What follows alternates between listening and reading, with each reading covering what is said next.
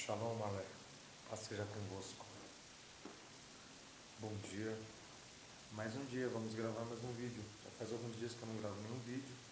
Então, o Senhor hoje me despertou em algo diferente.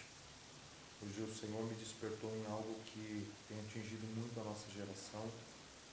E eu ouso até em dizer que até uma geração anterior à nossa também foi muito bombardeada. O texto que eu vou ler nessa manhã se encontra no Brit Hadashah, que é o Novo Testamento, Sefer Kefá Beit, ou seja, Sefer, livro, Kefá, Pedro, Beit, número 2, 2 Pedro, capítulo 2 também. Diz assim: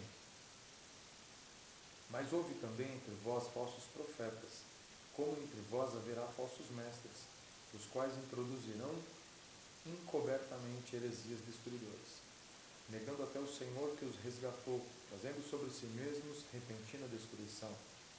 E muitos seguirão as suas dissoluções, e por causa deles será blasfemado o caminho da verdade. Pois Deus não poupou os anjos que pecaram, mas havendo-os lançado no inferno, os entregou às cadeias da escuridão, ficando reservados para o juízo. Então, irmãos, nessa manhã, o que o Senhor falou comigo? Deus falou comigo acerca de ensinamento, acerca de palavra, ministração. Então essa mensagem eu quero dedicar, eu quero compartilhar com todo o povo de Deus, com os ministros da palavra do Senhor, pastores, apóstolos, bispos, reverendos, evangelistas, missionários, missionárias, diáconos, diaconisas, cooperadores, visão em célula, todos os meus irmãos em Cristo, mas principalmente aos que ministram a palavra de Deus. Quando eu leio esse texto, irmãos, eu começo a voltar lá no antigo judaísmo. Eu começo a entender que desde lá de trás, nas épocas de Jesus, então toda essa influência de falsos ensinamentos, falsas doutrinas, misticismo, todas essas coisas já eram infiltradas naquela época, porque nos tempos de Jesus haviam 4 vertentes teológicas dentro da Emudah Yehud, que é a fé judaica. Então, se você olhar para Jerusalém, que é Jerusalém, e você tentar entender o que esses 4 povos faziam, é simples. Os essênios, eles eram judeus que viviam fora da sociedade, viviam em cavernas, reproduzindo a Torá, que é a lei de Moisés, dada pelo Senhor, e eles não viviam no meio da sociedade, simplesmente viviam isolados. Eles eram helenitas, eles viviam em cavernas, eles viviam reproduzindo os pergaminhos, eles viviam somente disso e para isso. E a segunda vertente teológica que havia naquela época também eram os zelotes. Inclusive Jesus tinha discípulos que eram zelotes, eram judeus ligados às leis, eram judeus que prestavam serviços ao império, eram judeus que estavam diretamente ligados às leis, os decretos, toda a parte política da cidade. A terceira vertente eram os saduceus. Os saduceus, eles eram uma pequena minoria, mas eles percorriam e caminhavam pelo lado das leis e decretos, mas principalmente eles caminhavam pela a parte do sacerdócio, o Ben Hamikdash, que era o templo maior, a capital mundial dos sacrifícios, que era o templo de Herodes, situado em Jerusalém, na montanha do Moriá. Mas principalmente eles eram extremamente influentes, até muitos como líderes nas Keihá, Kahar e Oher, que eram as sinagogas locais. Então, eles tinham uma influência muito grande na parte religiosa como na parte democrática. Mas o que os saduceus tinham? Os saduceus, eles não acreditavam em ressurreição, em cura, e no Espírito Santo. Eles não acreditavam na ressurreição de Cristo, eles não acreditavam no Mashiach, Yeshua, que é Jesus, o Messias. Então eles tinham uma influência muito grande, mas eles tinham um pensamento muito pequeno. Por esse motivo, desde aquela época, haviam já muitas influências de doutrinas contrárias, já dentro do próprio judaísmo, que é a raiz de todo tipo de conhecimento religioso até então que se conhece, principalmente o que está fundamentado junto ao cristianismo. Hoje, o cristianismo messiânico, que é o que nós vivemos. A quarta vertente eram os fariseus.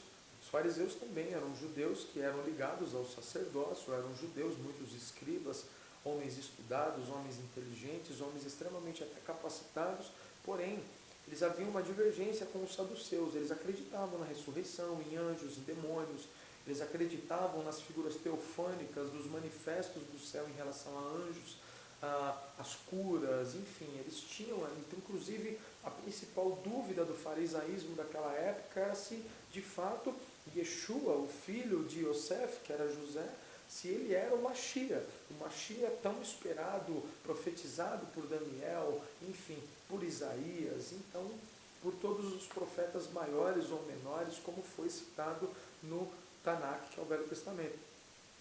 Então, dentre essas quatro vertentes, havia já naquela época muita interferência de ensinamentos que não procediam daquilo que era algo voltado a Deus e ao conhecimento pleno daquilo que era a vontade e é a vontade de Deus para mim e para você. Então, o que eu quero dizer para vocês? Eu fui voltar há mais de 2000 anos atrás para trazer para vocês não só uma parte de conhecimento cultural judaico, saber a origem dos povos daquele a qual eu e você somos descendentes até espirituais deles. E sim, para provar para vocês que tudo o que nós estamos vivendo hoje já estava acontecendo naquela época. Eu ouso até em dizer que há 2600 anos, quando Abacuque orou, quando houve a oração de Abacuque, quando Abacuque se pronunciou ao Senhor, dizendo: ó Senhor, aviva a tua obra pelo meio dos anos, faze-a conhecida e lembra-te no dia da tua ira e da misericórdia. Abacuque já estava sofrendo também, isso há 2600 anos atrás. Dentro de uma cronologia bíblica, se você estudar como estava Israel, como estava Judá, como estava Samaria, o reino do sul, o reino do norte, que tipo de influência, que tipo de ataque, como estava a situação política, econômica, social, espiritual, você vê que já estava sofrendo também algumas influências voltadas ao pecado, mas principalmente, antes do pecado, veio a influência pelas falsas doutrinas.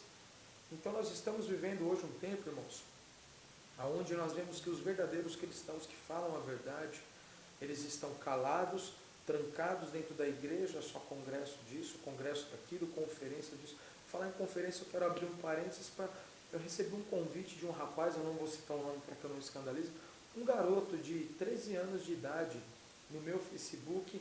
Eu, sinceramente, irmãos, eu não quis aceitar o convite dele. Por quê? O título do Facebook dele era Conferencista Fulano de Tal, um garoto de 13 anos. Eu quero dizer para você, rapazinho de 13 anos, o Senhor pode te usar como um conferencista sim com 13 anos de idade. Porque Jesus começou a ser usado com pouca idade, mas não era com tão pouca idade, porque ele viveu de buscar o conhecimento, ele viveu de se aplicar à lei, às escrituras, ele viveu de ter uma vida com Deus, ter experiências com Deus, para que ele viesse a se pronunciar dentro da Keihakahat, que era na sinagoga. Então eu te incentivo a você estudar, você buscar o conhecimento pleno da palavra e não parcial, para que você seja verdadeiramente um conferencista. Para que o Senhor te use não como um conferencista, mas como um vaso de honra de barro. Normalmente os conferencistas são vasos de ouro. O Senhor está procurando na última hora, são vasos de barro. Fecha parênteses. Então o que nós estamos vivendo hoje, irmãos, é um tempo de que o misticismo tomou conta da igreja. O misticismo tomou conta da mente do povo de Deus.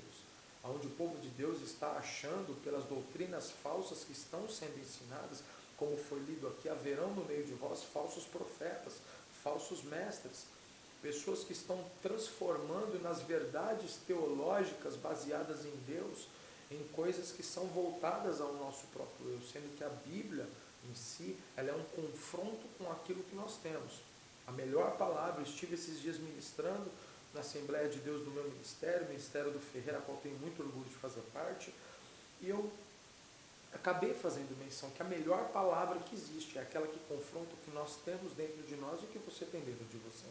Porque a palavra ela tem que provocar uma mudança. Para que ela provoque uma mudança, ela tem que alcançar aquilo que tem de mais íntimo em você. Que muitas vezes você não sabe, mas que Deus, conhecendo pelo seu infinito entendimento e tendo a sua palavra como algo extremamente hábil e eficaz para introduzir e arrancar este mal, a palavra tem que confrontar. Então nós vemos hoje um evangelho light, um evangelho distorcido, um evangelho torto, que você tem que dar 10 para você receber 1000, e se você der o carro, Deus vai te dar um BMW, e se você der o seu terreninho que você pagou 10 anos lá no interiorzinho de São Paulo, para cá cerquinho, você tem que passar no nome da igreja para Deus te dar